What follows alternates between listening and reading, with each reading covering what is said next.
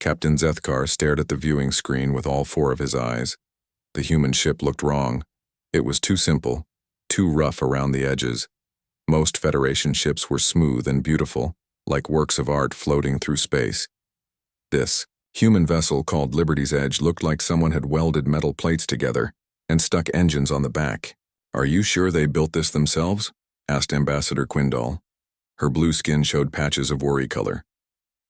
"It looks like they found scrap metal and made a ship out of it." Zethkar checked his datapad again.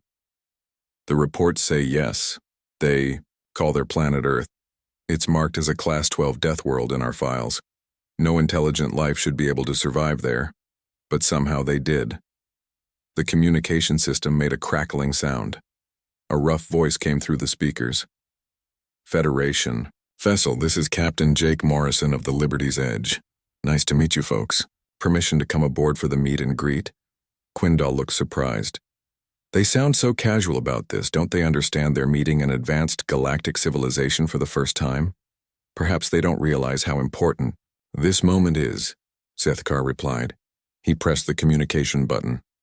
"Captain Morrison, you are welcome aboard. We have prepared our finest meeting chamber for this historic occasion. Sounds good to us. We'll dock in about 10 minutes. The communication cut off. Zethkar felt nervous. Everything about these humans seemed strange. Their planet was supposed to kill them, but they had somehow built spaceships. Their vessel looked primitive, but it had traveled between stars. Nothing made sense. 10 minutes later, the airlock opened. 3 humans walked into the Federation ship. They moved differently than any species Zethkar had ever seen. They were tall and moved with confidence, like predators who feared nothing. The first human was clearly their leader. He had short gray hair and scars on his face. His clothes were simple but clean. Behind him walked a woman with long brown hair who carried a bag full of scientific equipment. The third human was younger and looked around with curious eyes. "I'm Jake Morrison," the leader said, extending his hand.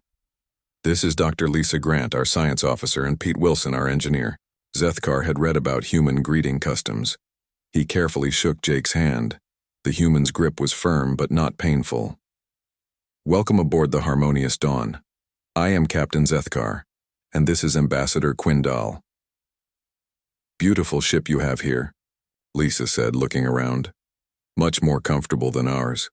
We had to sleep in shifts during the trip because our bunks are pretty cramped." "You traveled in uncomfortable conditions?" Quindal asked. "Why didn't you build a larger ship?" Jake laughed. "This was the large ship.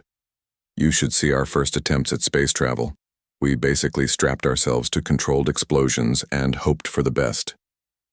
The Federation officers exchanged worried looks.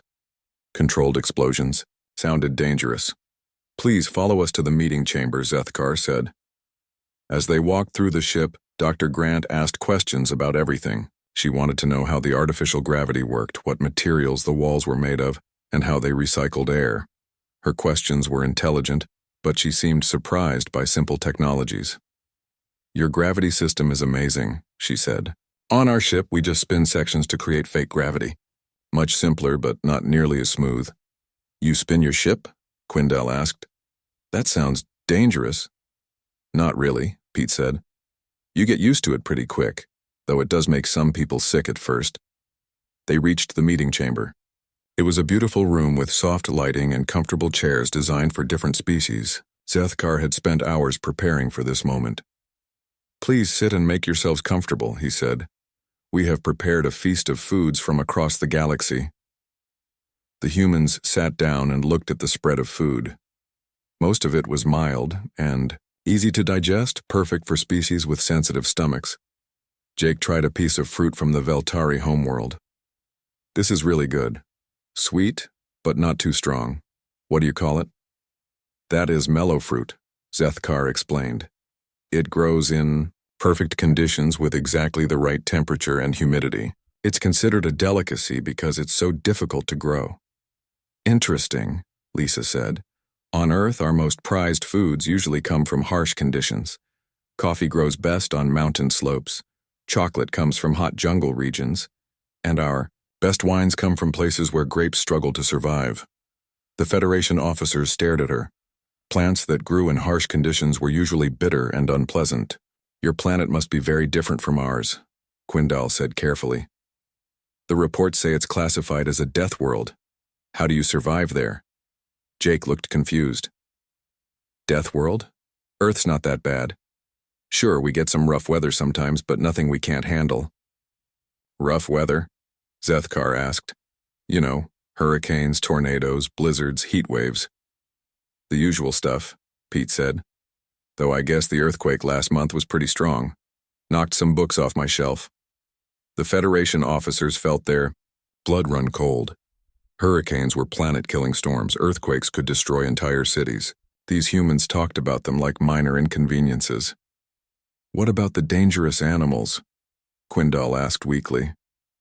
Oh, we don't have too many problems with wildlife, Lisa said. Most animals avoid humans. Though you do need to be careful around bears, wolves, sharks, and venomous snakes. But that's just common sense. Zethkar's hands were shaking. Bears, wolves, and sharks were all apex predators.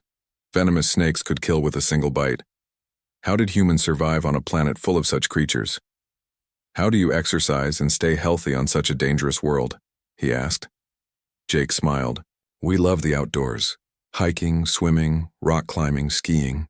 There's nothing better than a good challenge to keep you in shape. Rock climbing, Quindal whispered. You climb rocks for fun? Sure, it's great exercise. I climbed a mountain. Just last year. Took 3 days to reach the top, but the view was worth it. The room fell silent. These humans climbed mountains for entertainment. They lived with predators and natural disasters. They described their hostile planet like it was a pleasant vacation spot. Dr. Grant noticed their expressions. Is something wrong? You all look a little pale. Zethkar realized that everything the Federation thought they knew about Deathworlders was completely wrong. These humans weren't weak survivors barely clinging to life. They were something far more frightening. They were creatures who thrived in conditions that would kill anyone else. 3 days later, the humans arrived at Nexus Prime, the Federation's greatest space station. Ambassador Kate Sullivan stepped off the transport ship and looked around with interest. The station was huge, bigger than any human structure. Thousands of different alien species walked through the corridors. Welcome to Nexus Prime, said Science Director Valles. She was tall and thin with purple skin. This station represents the best of Federation technology and cooperation. Colonel Ryan Brooks, a big man with short black hair, nodded politely. Very impressive. How many people live here? Approximately 2 million beings from over 300 species, Valles replied proudly. We have created perfect living conditions for everyone. Dr. Alex Chen, a young engineer, pulled out a small device and started taking readings. The air mixture is interesting. Very controlled. Do you adjust it for different species? Of course, Valles said. Each section has exactly the right temperature, humidity, and air pressure. We maintain perfect safety at all times. The humans followed their guide through the station.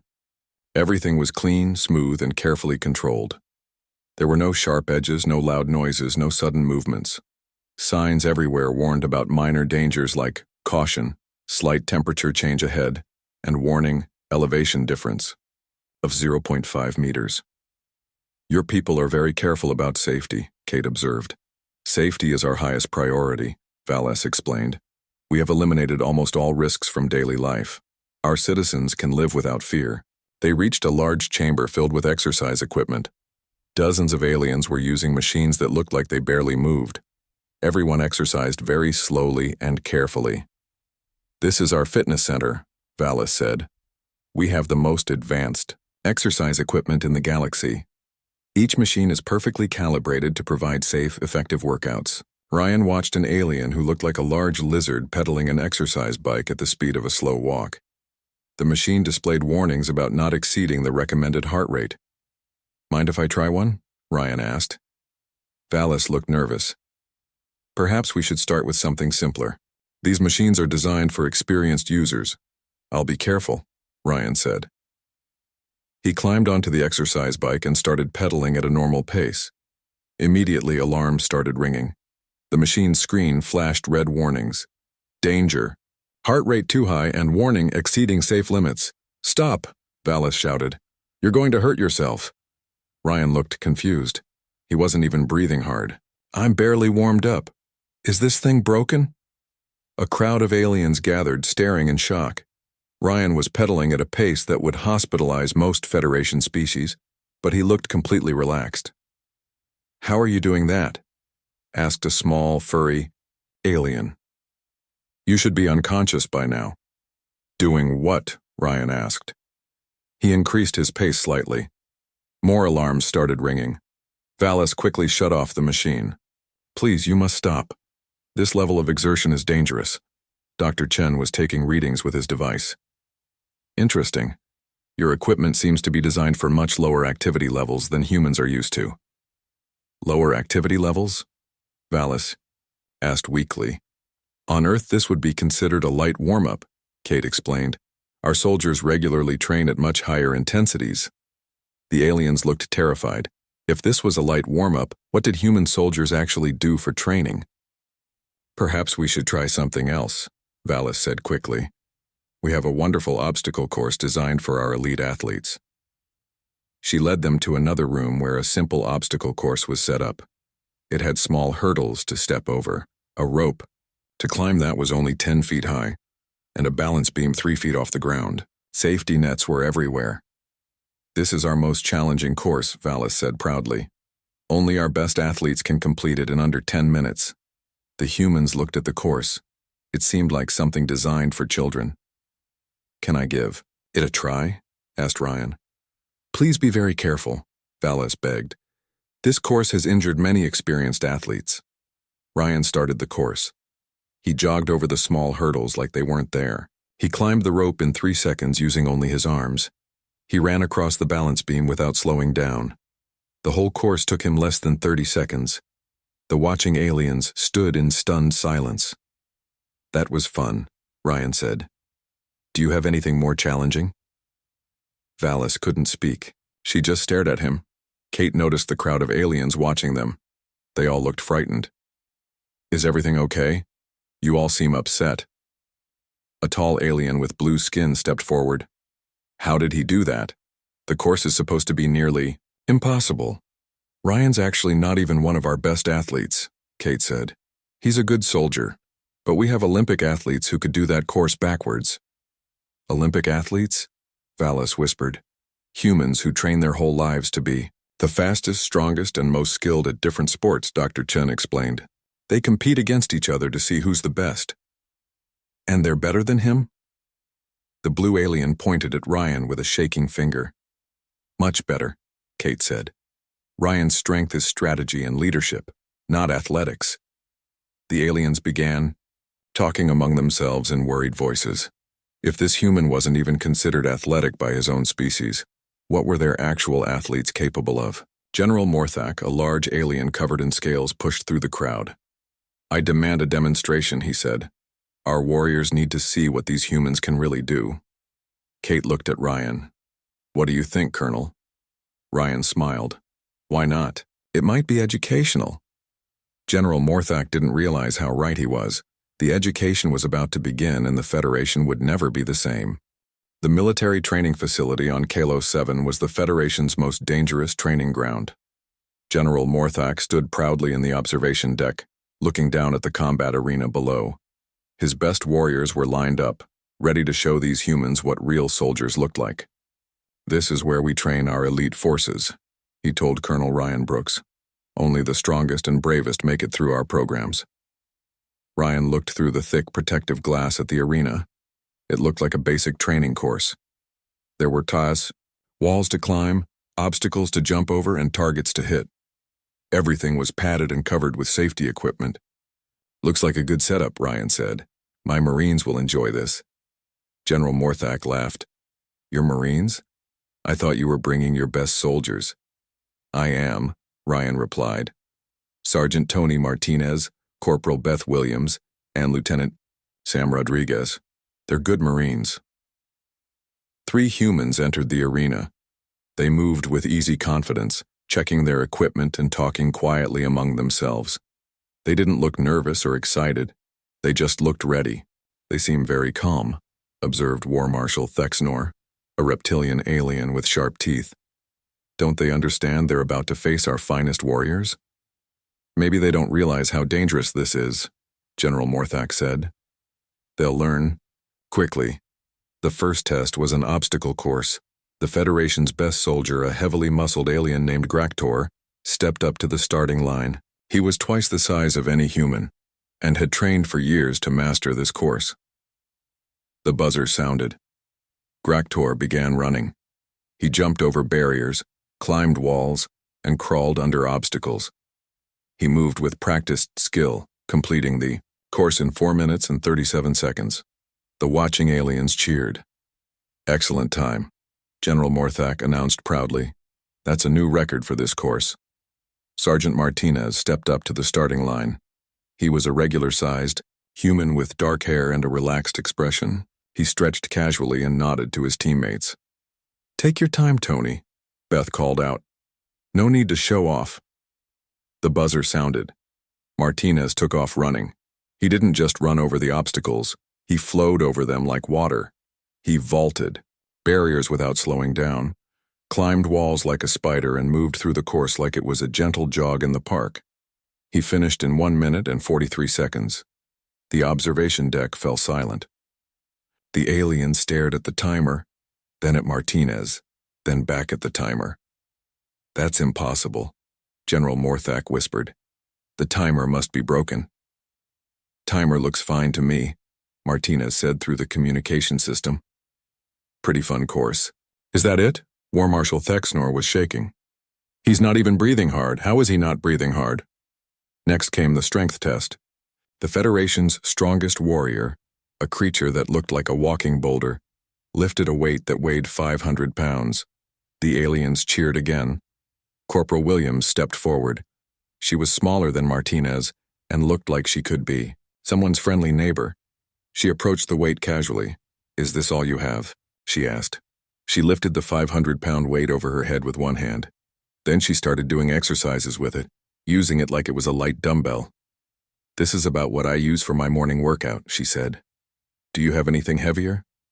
The aliens brought out their heaviest weight, 800 pounds. Williams lifted it easily. She passed it to Martinez, who started juggling it between his hands like it was a ball. We have some weights on our ship if you want a real workout, Martinez offered. Dr. Lisa Grant, who was watching from the observation deck, looked worried. I hope they're not overdoing it. They've been taking it easy because they don't want to break anything. Taking it easy? General Morthak asked in a tiny voice. Oh yes, Dr. Grant said. They're trying to be polite. Our military training is much more intense than this. The final test was combat simulation. The Federation's deadliest warrior, a creature with natural armor and razor-sharp claws, entered a combat simulator. The machine created holographic enemies that could deliver painful but non-lethal shocks when they hit. The warrior fought bravely, defeating 12 enemies before being overwhelmed. Lieutenant Rodriguez entered the simulator. He was the smallest of the 3 humans and looked more like a teacher than a soldier. How many enemies can this thing create? He asked. The maximum is 50, General Morthak replied, but no one has ever faced more than 20. Let's try 100, Rodriguez said. The machine can't. I'll reprogram it, called Dr. Alex Chen from the control room. Give me 2 minutes. The simulation began. 100 holographic enemies surrounded Rodriguez. Instead of being overwhelmed, he moved like a deadly dance. He fought with perfect technique, turning the enemy's attacks against each other. He wasn't just fighting. He was conducting a symphony of combat. When it was over, all 100 enemies were defeated. Rodriguez wasn't even sweating. Good warm-up, he said, though the enemies moved pretty slowly. Are they supposed to be that easy? General Morthak sat down heavily. Those were programmed to move at maximum combat speed. Really? Rodriguez looked surprised. On Earth, we call that slow motion. Our training programs are much faster. War Marshal Thexnor was making small whimpering sounds. What kind of planet creates soldiers like this? Dr. Grant overheard him. "Oh, these aren't even our best soldiers. They're just regular Marines. Our special forces are much more capable." "More capable?" General Morthek's voice cracked.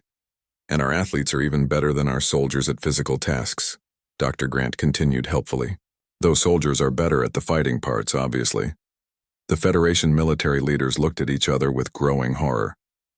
If these were just average human soldiers, what were their elite forces capable of? And if their athletes were even stronger and faster, how had humanity survived long enough to develop civilization? The answer, they were beginning to realize, was that humanity hadn't just survived their deadly planet. They had conquered it so completely that they now considered its dangers to be normal life. And now these Deathworld conquerors were sitting in Federation space, being polite and friendly, while casually demonstrating that they could destroy any military force in the galaxy without breaking a sweat. The Federation Council Chamber on Zentara Prime was the most important building in the galaxy. Representatives from hundreds of worlds gathered here to make decisions that affected billions of lives. Today, they had called an emergency meeting to discuss the human situation. Chancellor Vormak, a tall alien with golden skin, stood at the center of the Great Hall. Around him sat the most powerful beings in known space, all looking worried and confused. "We have invited the humans to give us a presentation about their civilization," Chancellor Vormak announced. "Perhaps understanding their culture will help us figure out what we're dealing with." Professor Dan Tucker walked into the chamber carrying a simple bag. He was an older human with gray hair and glasses, wearing a comfortable shirt and pants. He looked like someone's friendly grandfather, not a representative of a species that had terrified the Federation's military. Behind him walked Dr. Lisa Grant, Admiral Pete Hayes, and Dr. Nina Ross. They all looked relaxed and happy to be there. "Thank you for inviting us," Professor Tucker said with a warm smile. "I'm excited to share human history with you. It's quite a story." He set up a simple projector and started his presentation. The first image showed Earth from space, a blue and green world that looked beautiful and peaceful. "This is our home," Professor Tucker began. "We call it Earth. It's the only planet we've ever known, so we consider it perfectly normal." Counselor Zarath raised her hand. "Professor, our scientists have classified your world as a Class 12 death world. How do you consider it normal?" Professor Tucker looked confused. "Death world? I suppose it can be dangerous sometimes, but that's just life. Let me show you what I mean." The next image showed a massive hurricane from above. The storm covered an area larger than most Federation planets. "This is Hurricane Katrina," Professor Tucker said casually. It was a pretty big storm. Winds reached about 175 miles per hour. We get storms like this every year during hurricane season. The council chamber was dead silent. Winds of 175 miles per hour could level cities and kill millions. "Every year?" Chancellor Vormak whispered. "Oh yes," Professor Tucker said cheerfully. "Sometimes we get several in one season. People usually just board up their windows and wait for them to pass." The next image showed a volcanic eruption. Lava shot thousands of feet into the air while entire forests burned. "This is Mount St. Helens when it erupted in 1980, Professor Tucker continued. "It flattened about 230 square miles of forest and shot ash 80,000 feet into the sky. We lost some good hiking trails, but they've grown back nicely." Several council members were making choking sounds. Volcanic eruptions were planetary disasters that could end civilizations. "But don't worry," Professor Tucker added helpfully. "We have much bigger volcanoes than this one. Yellowstone is really impressive when it goes off." "When it goes off?" Counselor Zarath asked in a tiny voice. "Every 600,000 years or so. It's about due for another eruption, actually. Should be quite a show." Admiral Hayes leaned over to Dr. Ross. "Should we mention the Ice Ages?" "Let's save that for later," she whispered back. Professor Tucker moved to the next slide. It showed a massive earthquake splitting the ground open. "Earthquakes are pretty common too," he said. "This was a big one in California. It measured 7.8 on the Richter scale. The ground moved about 20 feet in some places. The Council members were starting to look sick. Ground that moved 20 feet would destroy every building they had ever seen. How do you survive these disasters?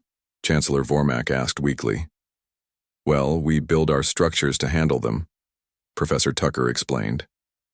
Our buildings sway. With earthquakes, our windows resist hurricane winds, and we have warning systems for most natural disasters. It's just common sense. He clicked to the next slide. It showed a chart of human population over time. This shows our population growth over the last few thousand years, Professor Tucker said. You can see some dips here and there when things got tough. What caused the dips?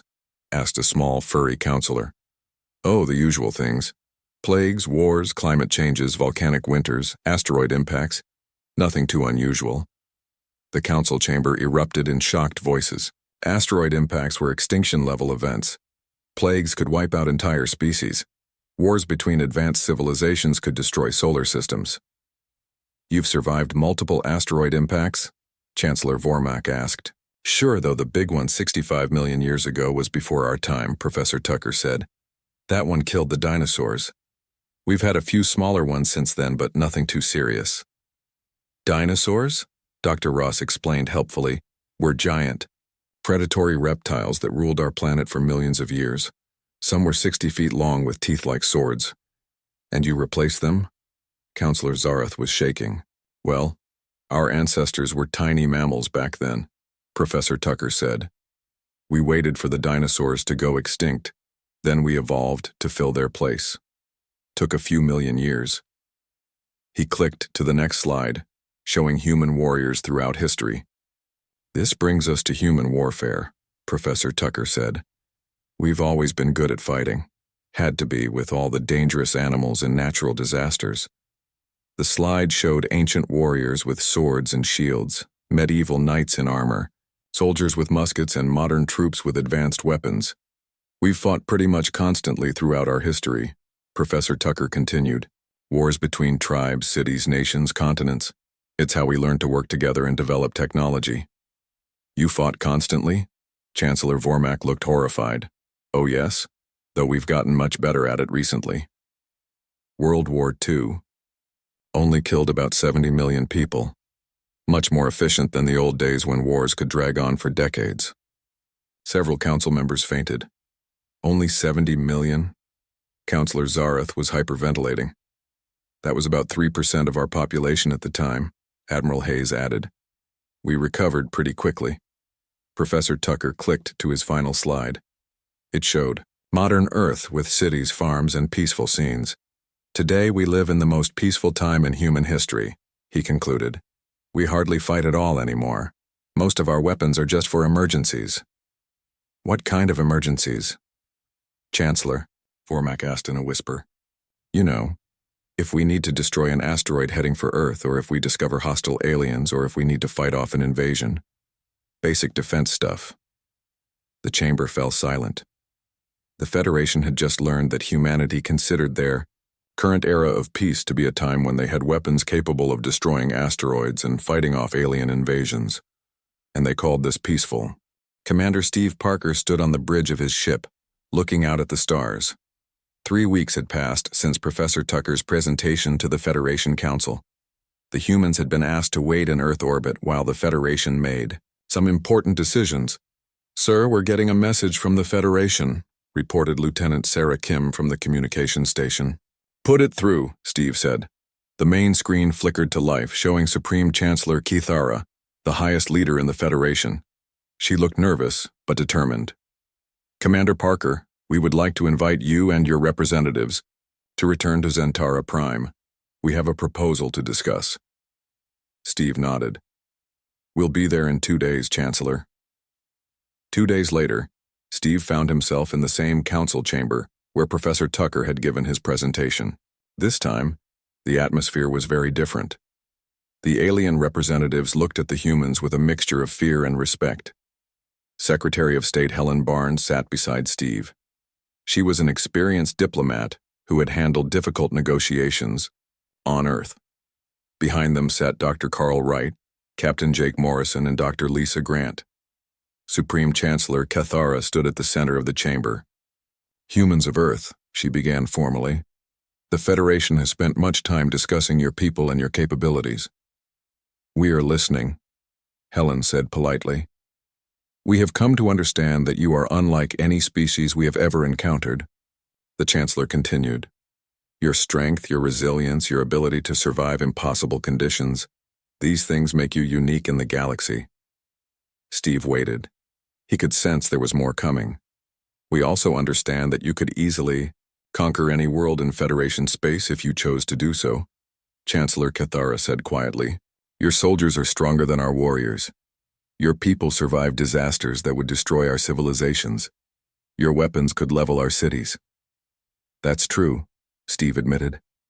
"But we're not here to conquer anyone." "We know," the Chancellor said. "And that is what makes this so remarkable. You have the power to take whatever you want, but you choose not to use it." An alien with blue skin and 4 arms stepped forward. "I am Defense Minister Kaltesh. After seeing your military demonstration, I must ask, what do you want from the Federation?" Steve looked at Helen, who nodded for him to answer. "We want to learn," Steve said simply. "Your people have technologies we've never seen. You've explored parts of the galaxy we've never visited. You've solved problems we're still working on. We want to be part of that." "You want to learn from us?" Chancellor Cathara seemed surprised. "But you're so much more powerful than we are."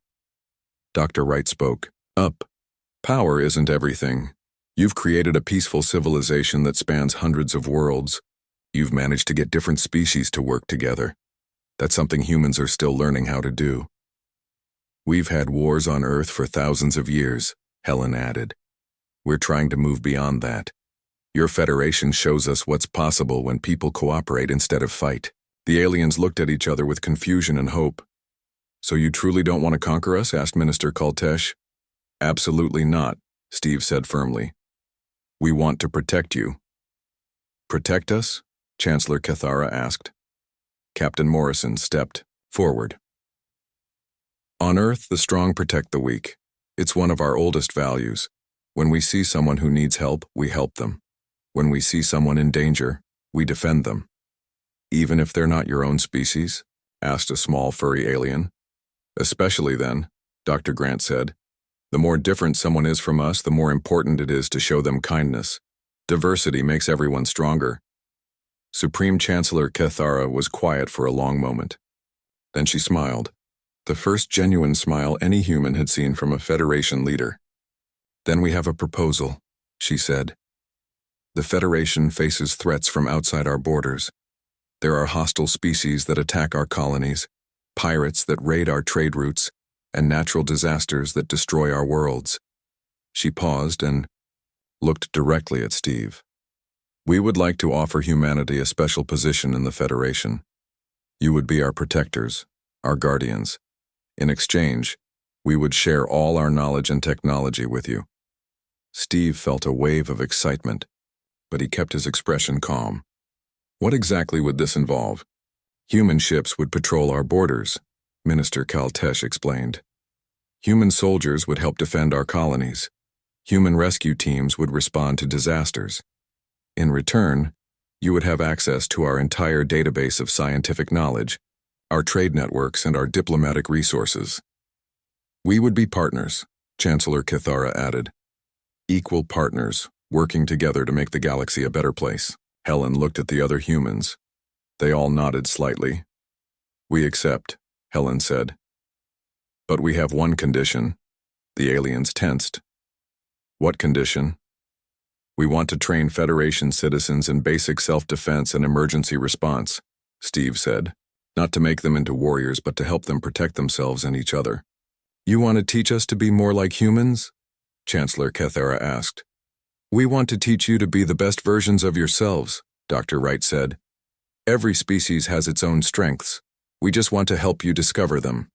3 months later, Captain Morrison stood on the bridge of his new ship, the Defender. It was a joint human Federation vessel, combining human durability with Federation technology. His crew included both humans and aliens working together.